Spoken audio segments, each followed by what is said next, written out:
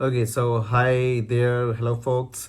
देखो आज हम सीखते हैं रिएक्ट जेएस के अंदर कुछ नया टॉपिक। तो आज हम सीखेंगे फोल्डर स्ट्रक्चर के रिएक्ट जेएस को। देखो जो हमने लास्ट वीडियो में सीखा था वो हेलो वर्ल्ड को सीखा था कि हेलो वर्ल्ड कैसे प्रिंट किया जाएगा। जरूरी आप उस वीडियो को जरूर देखें। एक सीरीज जो मैं स्टार्ट करके बैठा हूँ इसको पूरा स्टार्टिंग से देखते हो जाके आपको ये चीज़ समझ आएगी कि हम आज कर क्या रहे हैं। ठीक है, हम पहले इसमें कुछ कवर नहीं करेंगे बट हम कुछ नया सीखेंगे। ठीक है, तो हम सीखते हैं कि आज ये फोल्डर स्ट्रक्चर ये जो बनता है जब हम रिएक्ट टैब को बनाते हैं, एक फोल्डर स्ट्रक्चर नामक चीज बनती है। तो ये क्यों है और एक क्या है बेसिकली फोल्डर स्ट्रक्चर, इसको समझते हैं। बहुत थ्योरी पे रहेगा, theory and practical both.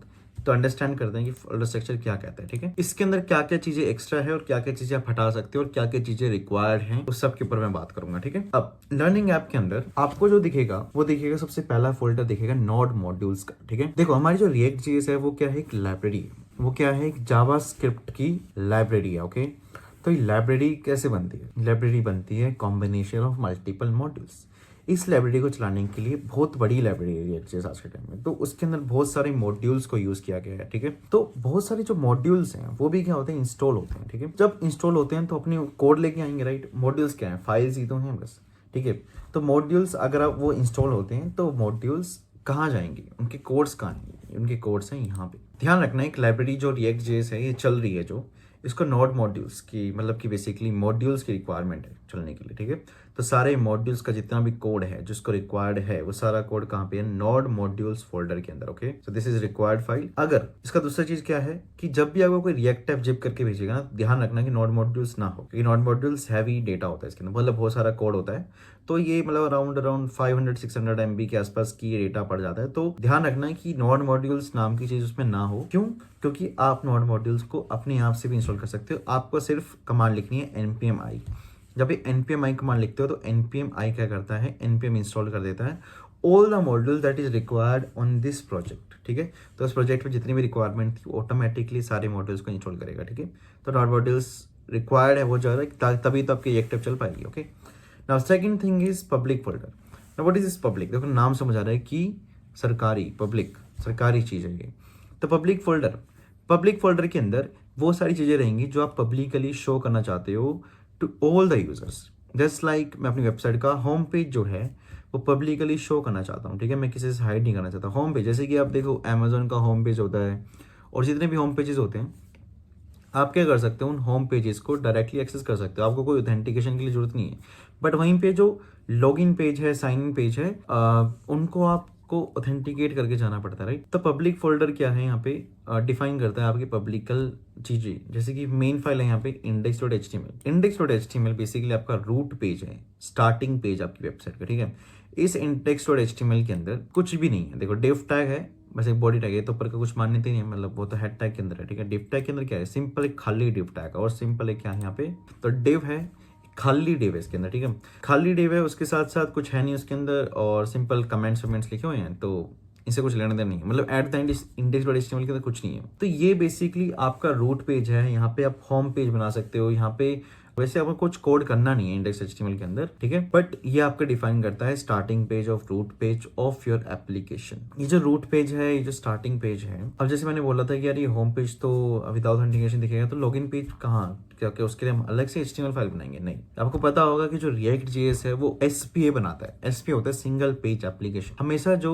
React.js है तो क्या बनाता है, वो सिंगल पेज एप्लीकेशन बनाता है। सिंगल पेज एप्लीकेशन को क्या करता है, जन्म देता है। तो सिंगल पेज एप्लीकेशन का मतलब होता है कि एक ही पेज के अंदर पूरी ऐप चल जाएगी। जैसे कि आप कोई यूट्यूब पे जाना, इसके मतलब साथ साथ आप यूट्यूब पे जाओ, इस वीडियो को भी देखो, साथ साथ यूट्यूब पे भी जाओ। यूट्यूब पे जाओ, आप जाके सर्च करो मतलब कोई वीडियोस, और जब मल्टीपल वीडियोस पे सर्च करोगे, जाओगे अलग अलग वीडियोस पे, कुछ भी करोगे, तो आपको देखना है कि आपका यूट्यूब जो है रिफ्रेश नहीं होता। उसका मतलब ये है क्योंकि यूट्यूब जब रिफ्रेश हो गया, अगर कोई भी पेज, नॉट जस्ट यूट्यूब, अगर कोई भी वेबसाइट अगर रिफ्रेश होती है ना, तो इसका मतलब है कि वो स्टार्टिंग से लेके एंड तक पूरी वेबसाइट क्या होती है, रीरेंडर होती है। रीरेंडर इन द सेंस कि सर्वर फिर से उस ऐप को लेके आता है क्लाइंट साइड पे, इतनी सारी बड़ी ऐप को फिर से लाता है। बट अगर एसपीए है, सिंगल पेज एप्लीकेशन है, सिंगल पेज एप्लीकेशन क्या होता है, सिर्फ कॉमन चीजें, लेट्स से जो जो चीजें रिक्वायर्ड है सिर्फ वही चेंजेस होते हैं, उनके अलावा जैसे सब कुछ सेम है। जैसे कि पूरी एप्लीकेशन के अंदर नैप बार तो रह गई, पूरी एप्लीकेशन के अंदर साइड बार तो रह गई, पूरी एप्लीकेशन के अंदर कुछ कुछ चीजें और है जो रहेंगी, प्रोफाइल पेज आपकी वहीं पे रहेगी और सब कुछ चीजें वहीं रहेंगी। बट कहाँ पे चेंज होगा, थोड़ा बहुत डेटा में ऊपर नीचे होगा, राइट। तो सिंगल पेज एप्लीकेशन का वहाँ यूज है। ठीक है, जब आप चाहते हो कि आपकी वेबसाइट जो है ऑप्टिमाइज रहे, फास्ट चले, ठीक है,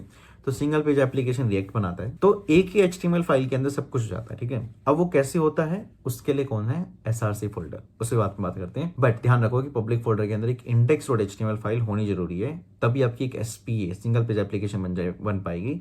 और एक खाली एक div टैग है, उसके साथ कुछ नहीं है, ठीक है। इस div टैग को याद रखना, इसका यूज होगा भी। उसके अलावा लोगो ये और ये जो है फिर से वही, ये पब्लिकल एसेट्स हैं, इनको बोलते हैं स्टैटिक होस्ट। अब देखो चीज ध्यान रखना कि जब आप जैसे अमेजोन पे जाओ, अमेजोन पे जो मल्टीपल आप प्रोडक्ट्स को देखो और उनकी प्रोडक्ट्स की इमेज को आप क्या बिना ऑथेंटिकेशन के देख पा रहे हो, यस, तो आप उनको डायरेक्ट एक्सेस कर सकते हो विदाउट एंडिंग ऑथेंटिकेशन, राइट। क्यों कर पा रहे हो, क्योंकि वो जो चीज है वो क्या है, पब्लिकली एक्सेसिबल चीज है, वो चीज पब्लिकली एक्सेसिबल है। क्यों है वो पब्लिकली एक्सेसिबल, क्योंकि वो सब चीजें पब्लिक फोल्डर के अंदर रखी गई हैं। तो पब्लिक फोल्डर के अंदर चीजें जो हैं पब्लिकली एक्सेसिबल हो जाती हैं, उसके लिए आपको ऑथेंटिकेशन करने की जरूरत नहीं है। जैसे कि देखो लोगो 192.png है, ठीक है। मैं इस लोगो 192.png को देखना चाहता हूँ, तो मैं क्या लिखूंगा, लोकल 3000 / मैं सीधा लिखूंगा लोगो 192.png। मैंने लिखा है, देखो यहाँ पे मैंने इमेज एक्सेस कर ली, राइट, विदाउट थिंग मैं उस इमेज पे गया नहीं, बस मैंने नाम लिखा, क्योंकि ये इमेज जो है पब्लिकली एक्सेसिबल हो पा रही है मेरी वेबसाइट पे, ठीक है। तो जो भी चीज़ मैं पब्लिक इसके अंदर लिख दूंगा वो क्या हो जाएंगी, पब्लिकली एक्सेसिबल हो जाएंगी, ध्यान रखना, ठीक है। तो मेन फाइल कौन सी है यहाँ पे, index.html, ठीक है। उसके बाद मैंने जैसे बताया कि index.html क्या बिल्कुल खाली है, इसको सोर्स कौन देगा, इसको इन्फॉर्मेशन कौन देगा, इसको इन्फॉर्मेशन देने आ रहा है SRC फोल्डर, ओके। SRC मतलब कि सोर्स, ये आपकी वेबसाइट का पूरा क्या है, सोर्स है। पूरी वेबसाइट कहाँ रहेगी, इसके अंडर रहेगी। पूरी वेबसाइट की सारी चीजें कहाँ रहेंगी, इसके अंडर रहेंगी। आपको जो भी करना है, जो भी आप index.html पे दिखाना चाहते हो, जो कि खाली रेल लेके बैठी है, तो जो भी चीज आप दिखाना चाहते हो, जो भी कंट्रोल करना चाहते हो, जो भी चीज आप शो करना चाहते हो, वो सारी की सारी चीजें कहाँ है, हमारे SRC फोल्डर के अंदर है। अब इस SRC फोल्डर के अंदर जो मेन फाइल होती है वो होती है index.js फाइल, जो कि कंट्रोलर का काम करती है टू योर index.html। और index.html वो बिल्कुल खाली है, पर उस index.html को एक्चुअल सोर्स कौन देगा, index.js, जो कि है SRC फोल्डर के अंदर। बस ये दोनों फाइल और ये दोनों फोल्डर होने जरूरी है, इसके अलावा सब एक्स्ट्रा है, ठीक है। जैसे कि index.js रखनी है, उसके अलावा सब उड़ा दो, ठीक है। मैं जैसे सब उड़ा देता हूँ। उसके अलावा ये जो चीज़ें आपको एक टाइम समझ आएंगी, बस ये जो चीज़ें रह गई हैं, मतलब जो मैं बता रहा हूँ, बस वो चीज़ें अभी आपको समझ आ सकती है, ठीक है। तो जैसे मैं index.js को मैंने हटाया, अभी index.js से सिर्फ यही जरूरी है, इसके अलावा और कुछ जरूरी नहीं है, ठीक है। अब यहाँ पे छोटे मोटे एरर आने शुरू हो गए, पर उस एरर को शुरू कर लेते हैं। जैसे मैं इसको रिफ्रेश करता हूँ और वापस से 3000 पे 3001 पे जाता हूँ, फिर फर्स्ट एरर आएगा कि कैन नॉट रिजॉल्व index.css, और एरर कहाँ पे है, index.js के अंदर। तो index.js के अंदर ये एरर आ रहा है, क्या एरर है कि index.css इंपोर्ट करिए, पर है नहीं। ऑब्वियसली इंपोर्ट करिए मैंने SRC के अंदर, तो है नहीं, तो एरर तो आ नहीं था, तो मैंने हटा दिया ना बेसिकली। तो आप क्या करोगे, इसे इंपोर्ट स्टेटमेंट है तो इसे हटा लो, ठीक है। उसके अलावा can't resolve ./app in index.js, app करके कुछ आपने इंपोर्ट करा था, ये नहीं है, तो इसे भी हटा दो, ठीक है। Secondly can't resolve web vitals, report web vitals भी आपने इंपोर्ट करा, हटा दो, ठीक है, हटा दिया मैंने। App is not defined, report web vitals is not defined, और ये सब आपने यूज भी करा हुआ है, देखो, तो ये भी हटा दिया मैंने, और रिपोर्ट वेब वाइटल्स भी हटा दिया। अब देखो कोई एरर नहीं है, बट वहीं पे जिस क्षण मैं ये index.js को रिमूव कर दूंगा, तो देखो वैसे ही क्या हो जाएगा, ये कंपाइल्ड विद प्रॉब्लम्स आना शुरू हो जाएगा, क्योंकि SRC फोल्डर के अंदर index.js जो है वो मैंडेटरी फाइल है, इसका होना हद से ज़्यादा जरूरी है, ओके। तो फिर से मैं SRC के अंदर index.js को रखूंगा, ठीक है। तो index.js के अंदर जाओ। अब हम फर्स्ट लाइन से वो कोड करते हैं जो index.js के अंदर था, बिल्कुल रूट से। बस दो ही फोल्डर पेन है, पब्लिक फोल्डर और SRC फोल्डर, ठीक है। index.js के अंदर बिल्कुल स्टार्टिंग से करते हैं। तो पहला आपको क्या इंपोर्ट कर लेना है, पहले आपको इंपोर्ट कर लेना है कर्ली ब्रेसेस के अंदर रिएक्ट डॉम। अब हम यहाँ पे रिएक्ट यूज कर रहे हैं, ठीक है। एक और चीज बताऊं, आप ना पूरी वेबसाइट को ना index.html पे और यहीं पे कर सकते हो, बट उसका कोई फायदा है। मैंने रिएक्ट के अंदर क्या बताया था पहले वीडियोस में कि रिएक्ट एक लाइब्रेरी है जो UI बेस्ड कंपोनेंट चलती है, उसका मैंने इंट्रोडक्शन प्रॉपर्ली दिया था, आप उस वीडियो को जाके देखो, ठीक है। उसके अंदर सब कुछ था इसके बारे में कि रिएक्ट कैसे काम करती है। बट ये वो अगर हम सब कुछ बना देंगे पब्लिक फोल्डर के अंदर, जो कि मतलब कर भी सकते हो, मैं बता रहा हूँ, बट उसका कोई फायदा है। मेन क्या है कि मुझे रिएक्ट को यूज करना है, रिएक्ट की फंक्शनैलिटीज, रिएक्ट का दिमाग को यूज करना है अपनी वेबसाइट का फ्रंट एंड बनाने के लिए। तो मुझे क्या चाहिए होगा, रिएक्ट का डॉम यूज करना पड़ेगा, ओके। तो रिएक्ट के डॉम के अंदर सारी फंक्शनैलिटी सारा कुछ रिएक्ट डॉम में है, ठीक है। तो आपको रिएक्ट डॉम को इंपोर्ट कर लेना है, कहाँ से करना है, कहीं नहीं भाई, ये जो नोड मॉड्यूल्स है ना, इसके अंदर एक रिएक्ट डॉम करके एक लाइब्रेरी है, वो इंस्टॉल हुई है, और इसके अंदर भी एक क्लाइंट करके एक फोल्डर है, उसके अंदर से आपको क्या कर लेना है, इसको इंपोर्ट कर लेना है। Import React DOM from React DOM /client, okay. Now अभी रिएक्ट डॉम यूज करके आपको एक रूट बनाना है कि मेरा जो रिएक्ट डॉम है ये कहाँ से अपने डेटा को, कहाँ से अपने सोर्स को, कहाँ से अपना दिमाग लगाना शुरू करेगा।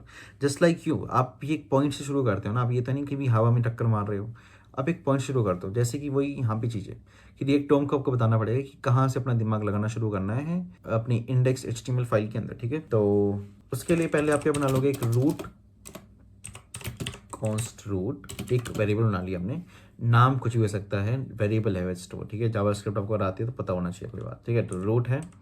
अब क्या करोगे, आप रिएक्ट डॉम का यूज करोगे और इसके अंदर एक फंक्शन होता है जिसको बोलते हैं क्रिएट रूट, ठीक है। क्रिएट रूट करके फंक्शन है, इसके थ्रू क्या करता है रिएक्ट डॉम, क्रिएट रूट मतलब रूट बना लेता है। अब बताओ कहाँ पे बनाना है। अब हमारी तीसरी चीज आपको जो ध्यान रखनी है वो ये है कि आपकी जो इंडेक्स जेएस और इंडेक्स HTML ये क्या होते हैं, इंटरनली कनेक्टेड रहते हैं। Internally index HTML, index JS क्या होते हैं, इंटरनली कनेक्टेड रहते हैं। तो आपको अगर पता होगा HTML CSS, तो अगर आप बिगिनर्स में हो, मतलब आता है आपको अगर HTML CSS, तो जावास्क्रिप्ट के अंदर एक डॉम चीज़ होती है जिसको होता है डॉक्यूमेंट ऑब्जेक्ट मॉडल। और डॉक्यूमेंट ऑब्जेक्ट मॉडल के अंदर समझाता आता है कि डॉक्यूमेंट का मतलब होता है HTML फाइल। हम जब डॉक्यूमेंट का मतलब देखते हैं तो डॉक्यूमेंट है जैसे कि हमारी जो HTML फाइल है वो हम एक ऑब्जेक्ट फॉर्म में देख पा रहे हैं, ये डॉक्यूमेंट ऑब्जेक्ट मॉडल कहती है, ठीक है। तो डॉक्यूमेंट का मतलब HTML फाइल, मतलब कि इंडेक्स HTML, क्योंकि इंटरनली कनेक्टेड है जावास्क्रिप्ट के साथ, इंडेक्स जेएस के साथ ये कनेक्टेड है, तो डॉक्यूमेंट मतलब इंडेक्स HTML फाइल, ठीक है। अब डॉक्यूमेंट, उसके अंदर एक फंक्शन होता है जो कौन सा है, गेट एलिमेंट बाय ID, ठीक है। अब बताना है कि कौन से एलिमेंट को आप क्या करना चाहते हो, गेट करना चाहते हो, और वहां पे रूट बन जाएगा। जैसे मैं ID देके मैं इस रूट को गेट करना चाहता हूँ, मतलब कि इस ID वाले एलिमेंट को, ठीक है।